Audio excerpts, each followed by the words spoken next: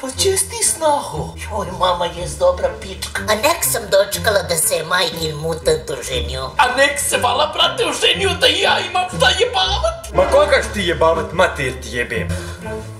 Ovo je moje, brate. A ćeš mater jeboti sve svoje.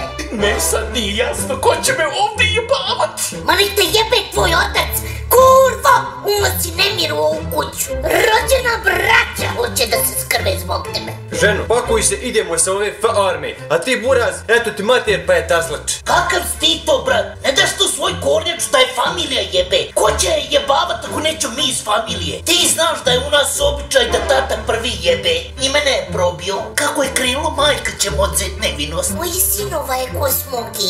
A u majke, mašala ko magarca. Šalim se ja, haj vamo da brat čestita. Hvala ti, brate moj.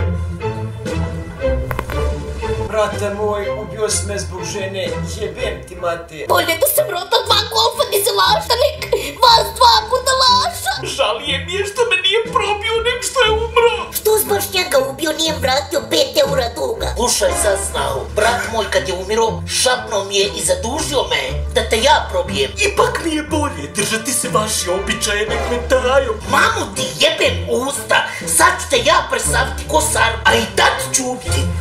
Mama, gdje je tata? Eto će tata jebote tata. Aj ti snaho vamo da te majka probije. Ja se bojim. Ne skiraj si ti majka i Marijuše Ričvić probla.